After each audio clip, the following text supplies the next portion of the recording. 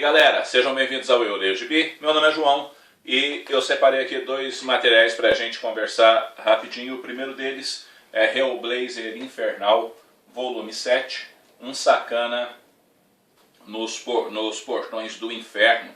Esse é o 7º volume e encerra a primeira passagem do Garfienes enquanto escritor do Constantine. Aqui vai ter o desfecho daquilo que começou no Hellblazer Infernal volume 1, onde rolou toda aquela parada do Constantine com câncer, a maneira com que ele conseguiu se curar, a maneira com que ele também passou a perna no demônio e coisas desse tipo. Então o diabo não está muito feliz com ele, e o diabo então aqui descobre uma maneira de resolver a situação, porque o triunvirato lá do inferno necessariamente não é aquilo que parecia, e o diabo achou um caminho, uma brecha para resolver a situação. Resolvendo isso, ele parte na procura do Constantine para dar cabo da vida do cara e colocar ele, tipo assim, ardendo no fogo do inferno por toda a eternidade.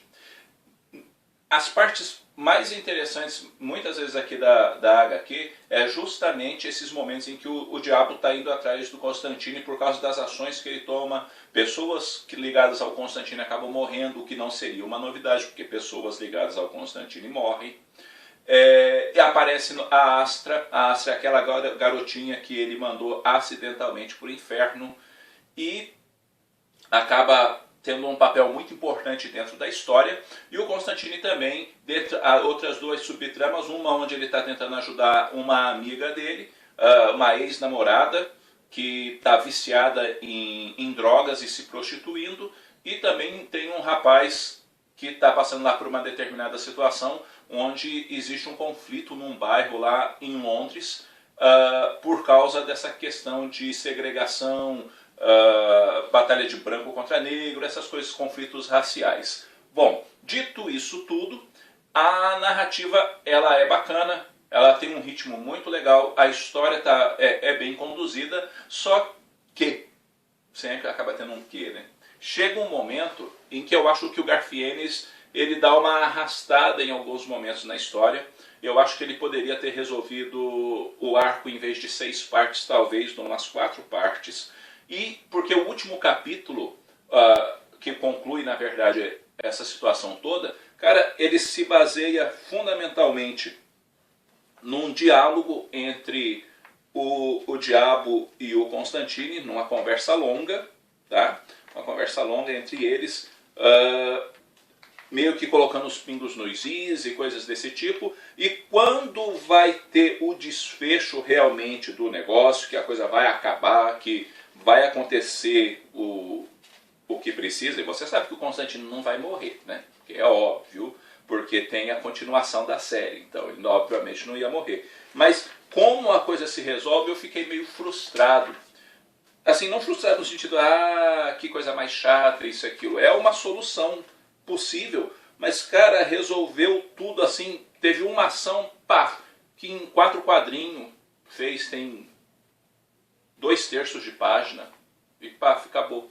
Eu falei, cara, eu esperava um negócio assim mais, sabe? Um negócio mais, assim, épico, por ser tanto a conclusão da série, quanto também a resolução do conflito entre o Constantine e o diabo. Eu esperava um negócio assim mais impactante, não da forma com que se resolveu. Mas de qualquer forma, é uma história bacana, as pontas são amarradas, o Constantine acaba revendo a Kitty também, e eles conseguem, à sua maneira, colocar lá os pingos nos is. E depois tem uma história onde o Garfienes apresenta onde ela é, na verdade, contextualizada ou situada na vida da Kitty, tá? No contexto familiar dela, mas quer ele também mostrar a situação de Belfast e mostra ali todas as complicações da cidade, coisas desse tipo no período, né?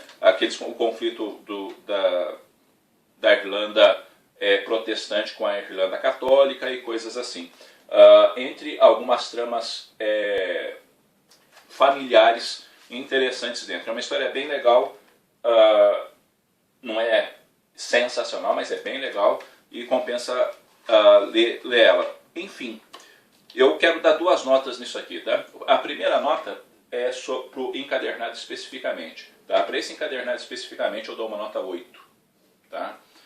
Porque eu acho que talvez algumas coisas ficaram um pouquinho arrastadas e eu acho também que a solução do negócio, acho que foi assim, foi tudo muito assim, eu acho que poderia ter sido mais épico, igual eu já disse.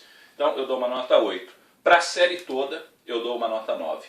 Tá? Mas por que essa diferença? Porque eu acho assim, ó, o volume 1, 2 e 3 eu acho excelente. O volume 4 e 5 eu acho muito bom, mas o 6 e o 7 eu acho bom. Não existe nada de ruim, tá? Em momento algum existe alguma coisa ruim, no sentido, essa história foi ruim. Ruim não tem, mas que existe sim uma oscilação de qualidade, existe, até porque ninguém consegue manter um padrão único o tempo todo. Qualquer pessoa acaba oscilando, porque nenhum roteirista também é mágico. Né? Então, 9 para a série, tá? E 8 para esse encadernado específico. Leiam Hellblazer Infernal, que é muito bom. O outro material que eu separei é Astro City, volume 4, O Anjo Maculado, que aborda aqui, na verdade, a vida de um sujeito chamado Blindado, que é tipo o Colossus, tá? Só que ele já está idoso e ele não é um herói, tá? O Blindado é um cara que conseguiu os poderes e se tornou um vilão. Mas que tipo de vilão? Um vilão pé rapado, um vilão de segunda categoria, aquele vilão que nunca vai ficar rico, tá? Porque as coisas não funcionam necessariamente com ele como ele gostaria que funcionassem, e ele acaba então sendo um sujeito assim, sob muitos aspectos frustrado por causa do que está acontecendo. Ele acaba conseguindo na verdade uma liberdade condicional e volta para a Praça Kiefer, que é uma região em Astro City, onde moram vilões perrapados, bandido raso, essas coisas assim. É um lugar bem carente, complicado, só que começam a morrer pessoas ali. E ele acaba sendo contratado pelo povo para achar o bandido. E as coisas vão acontecendo até um ponto que ele realmente consegue achar o bandido, e algumas reviravoltas bastante legais são expostas aqui pelos autores, e ele acaba conseguindo, vamos dizer assim, ter o seu ato heróico e ver que a vida dele não foi um desperdício total onde tudo sempre deu errado. Ele não acaba rico, ele não acaba cheio de louros em torno de si, mas ele acaba, digamos assim, fazendo a diferença para quem realmente precisa.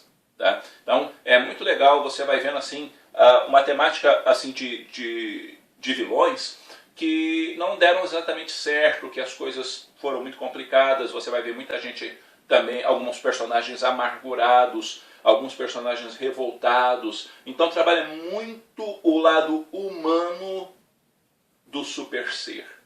Tá? Trabalha muito esse lado humano. O personagem em si, o Blindado, é bastante interessante, e para mim é um dos melhores encadernados de Astro City devido a isso. Ele não é tão bom quanto Confissão, mas ele chega muito perto. Tá? Ele chega muito perto. Eu considero isso aqui o que eu chamaria de leitura obrigatória. Tá? Eu dou uma nota 8,5 para esse material.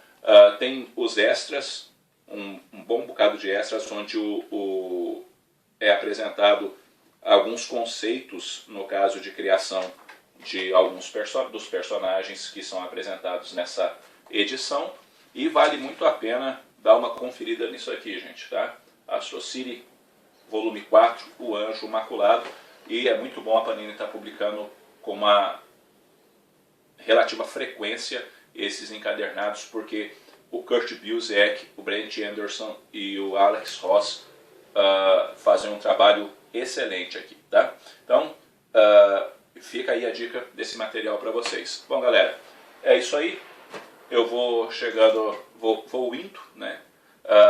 Espero que vocês tenham gostado do vídeo. Se você não é inscrito no canal, inscreva-se, compartilhe, Ajude o Eu Leio GB a crescer.